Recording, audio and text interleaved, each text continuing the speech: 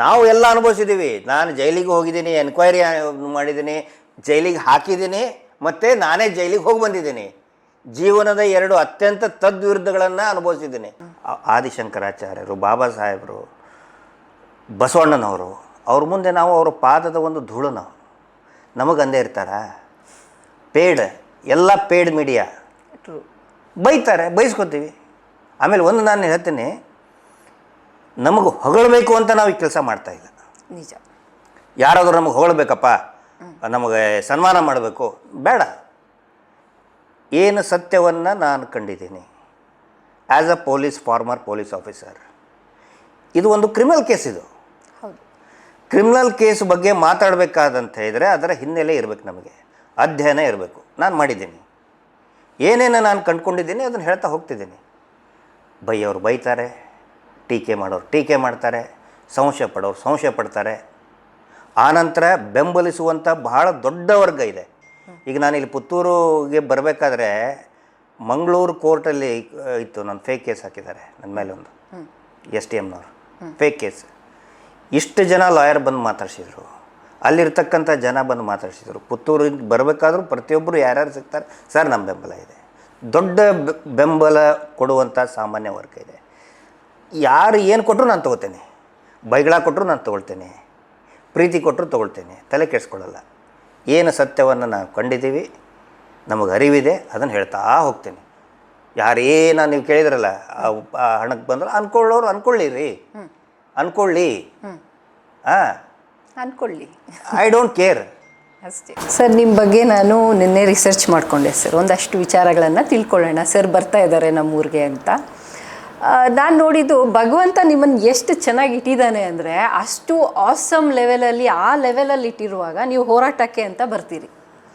ಈ ಹೋರಾಟಕ್ಕೆ ಅಂತ ಬಂದು ಹಣಕ್ಕೋಸ್ಕರ ಬಂದರು ಅಂತ ಒಂದು ಆಪಾದನೆ, ಇನ್ನೊಂದು ಆಪಾದನೆ ಏನಪ್ಪ ಅಂದರೆ ಹೆಸರು ಮಾಡೋಕ್ಕೆ ಬಂದರು ಅಂತ ಆಪಾದನೆ.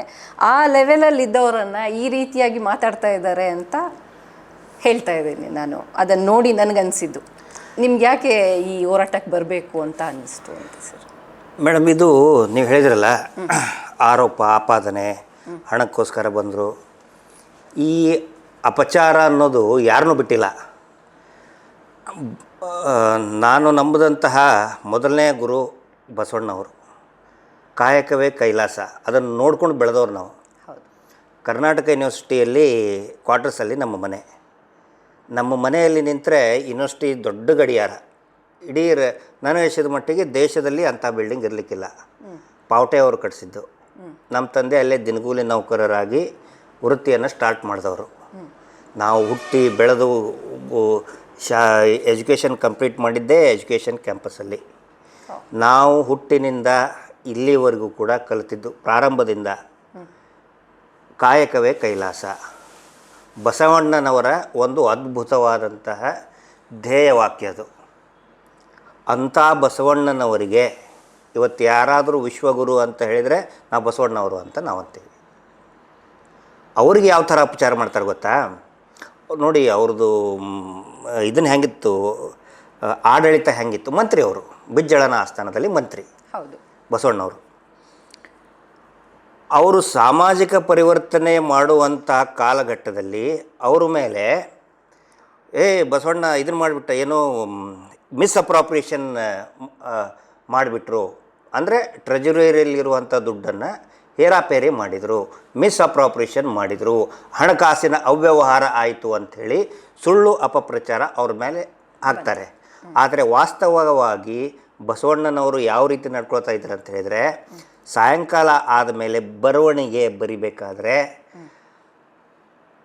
ಆಡಳಿತಕ್ಕೆ ಸಂಬಂಧಪಟ್ಟಂತೆ, ರಾಜ್ಯಭಾರಕ್ಕೆ ಸಂಬಂಧಪಟ್ಟಂತೆ ಏನಾದರೂ ಬರಿಬೇಕಾದ್ರೆ 2 ಲ್ಯಾಂಪ್ ಇರ್ತಿತ್ತು. ಈಗ ಥರ ಲೈಟಲ್ಲ, ಲ್ಯಾಂಪ್, ದೀಪಗಳು ಇರ್ತಿತ್ತು. ದೀಪದ ಇದರಲ್ಲಿ ಬರೆಯೋರು. ಆಡಳಿತ ಸಂಬಂಧಕ್ಕೆ ಬರೆಯುವಂಥ ಸಂದರ್ಭದಲ್ಲಿ ಏನೋ ಒಂದು ದೀಪ ಇಟ್ಕೊಂಡು ಬರಿತಾಯಿದ್ರು. ಅದು ಮುಗಿದ ಮೇಲೆ ವೈಯಕ್ತಿಕ ವಿಚಾರಗಳನ್ನು ಬರಿಬೇಕಾದ್ರೆ ಅದನ್ನು ಆರಿಸ್ತಾಯಿದ್ರು, ಆ ದೀಪವನ್ನು ಆರಿಸ್ತಾಯಿದ್ರು. ಇನ್ನೊಂದು ದೀಪ ಹಚ್ಚಿ ಅದರಲ್ಲಿ, ಯಾಕಂದರೆ ಎಣ್ಣೆ ಆ ಪ್ರೈವೇಟ್ ಕೆಲಸ ಮಾಡಬೇಕಾದ್ರೆ ಸ್ವಂತ ಖರ್ಚಿನ ಎಣ್ಣೆಯ ದೀಪವನ್ನು ಉರಿಸಿ ಅವರು ಪತ್ರಗಳನ್ನು ಬರಿತಾ ಇದ್ದರು. ಅಂತಹ ಬಸವಣ್ಣನವರ ಮೇಲೇ ಫೈನಾನ್ಷಿಯಲ್ ಮಿಸ್ಅಪ್ರಾಪ್ರಿಯೇಷನ್ ಚಾರ್ಜಸ್ಸನ್ನು ಅವಾಗಲೇ 12ನೇ ಶತಮಾನದಲ್ಲಿನೇ, ಯಾಕಂತ ಹೇಳಿದರೆ ಅವರು ಸಾಮಾಜಿಕ ಪರಿವರ್ತನೆ ಅನ್ನುವಂತಹ ಒಂದು ಬೆಂಕಿ ಅದು. ಹೌದು, ಸಾಮಾಜಿಕ ಪರಿವರ್ತನೆ ನಾವು ಈಗ ಹೇಳ್ಬಿಡ್ತೀವಿ ಕಾಯಕವೇ ಕೈಲಾಸ ಅಂತ ಹೇಳ್ಬಿಡ್ತೀವಿ. ನಮ್ಗೆ ಹೇಳಕ್ಕೆ ಭಾಳ ಸುಂದರ ಅನಿಸುತ್ತೆ, ಸರಳ ಅನಿಸುತ್ತೆ.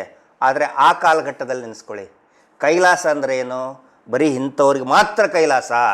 ಈ ಥರ ಯಾಗಗಳನ್ನು ಮಾಡಬೇಕು, ಈ ಥರ ದೊಡ್ಡ ದೊಡ್ಡ ಪೂಜೆಗಳನ್ನು ಮಾಡಬೇಕು, ಇಂಥ ಹೋಮ ಹವನಗಳನ್ನು ಮಾಡಿದರೆ ಮಾತ್ರ ಕೈಲಾಸ ಅನ್ನುವಂತಹ ಪುರೋಹಿತಶಾಹಿಯ ಒಂದು ಕಾರ್ಪೊರೇಟ್ ಸ್ಟೈಲ್, ಈಗೇನು ಕಾರ್ಪೊರೇಟ್ ಈ ವಸೂಲಿ ಮಾಡುವಂತಹ ಸಿಸ್ಟಮ್ ಇದೆಯಲ್ಲ, ಅವಾಗಲೂ ಕೂಡ ಆದಿತ್ತು. I respect Brahmins. ನಾನು ರೆಸ್ಪೆಕ್ಟ್ ಯಾವತ್ತಿಗೂ ಕೂಡ ಗೌರವಿಸ್ತೇನೆ. ಅದರ ಅರ್ಥ ಕೆಲವೊಬ್ರು ಹೇಳ್ಬಿಡ್ತಾರೆ ಪುರೋಹಿತಶಾಹಿ ಅಂದ್ಕೊಳ್ಳಿ anti Brahmin. No, I am not anti Brahmin.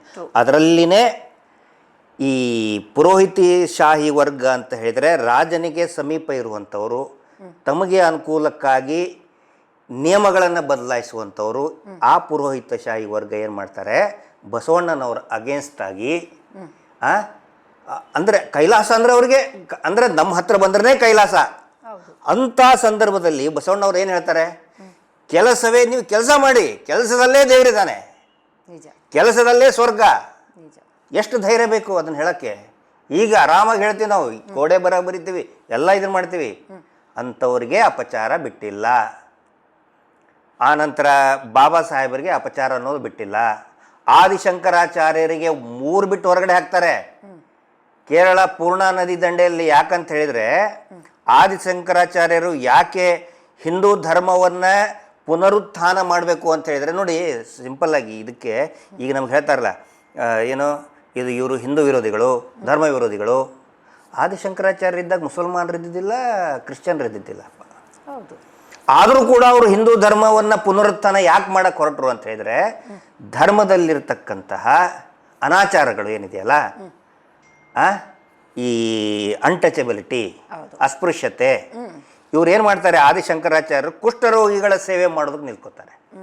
ಹೀಗಾಗಿ ಅವರದೇ ಕಮ್ಯುನಿಟಿಯಲ್ಲಿರುವಂತಹ ಪುರೋಹಿತಶಾಹಿ ಬ್ರಾಹ್ಮಣರು ಏನು ಮಾಡ್ತಾರೆ, ಅವರ ತಾಯಿ ಸತ್ತಾಗ, ಆದಿಶಂಕರಾಚಾರ್ಯರು ತಾಯಿ ಸತ್ತಾಗ ಕೆಂಡ ಕೊಡೋದಿಲ್ಲ. ಯಾಕಂದ್ರೆ ಅವರಲ್ಲಿ ಒಂದು ಪದ್ಧತಿ ಇದೆ, ಮನೆ ಬೆಂಕಿಯಿಂದ ಚಿತೆ ಅಗ್ನಿ ಸ್ಪರ್ಶ ಮಾಡಬಾರ್ದು. ಅಗ್ನಿಯನ್ನು ಕೂಡ ಭಿಕ್ಷೆ ಬಿಡಬೇಕು, ಭಿಕ್ಷೆಯಿಂದ ಅಗ್ನಿಯನ್ನು ಕೇಳಿ, ಅಂದರೆ ಕೆಂಡವನ್ನು ಕೇಳಿ ದಾನ ಮಾಡಬೇಕು. ಇವರಿಗೆ ಕೆಂಡನೇ ಕೊಡೋದಿಲ್ಲ. ಅಲ್ಲಿ ಪುರೋಹಿತಶಾಹಿಗಳು ಆದಿಶಂಕರಾಚಾರ್ಯರನ್ನ ಹೊರಗಡೆ ಹಾಕ್ತಾರೆ. ಯಾಕಂತ ಹೇಳಿದರೆ ಅವ್ರಿಗೆ ಅಪಚಾರ ಮಾಡೋಕ್ಕೆ ಸ್ಟಾರ್ಟ್ ಮಾಡ್ತಾರೆ. ಇವನು ಧರ್ಮ ವಿರೋಧಿ, ಸಂಪ್ರದಾಯ ವಿರೋಧಿ. ಆದಿಶಂಕರಾಚಾರ್ಯ ಹೇಳೋಕ್ಕಾಗತ್ತೆ ಅದನ್ನು? ಆಗಲ್ಲ. ಅಂದರೆ ಇದು ಅಪಚಾರ ಅನ್ನೋದು ಅವ್ರ ಮುಂದೆಲ್ಲ ನಾವೇನು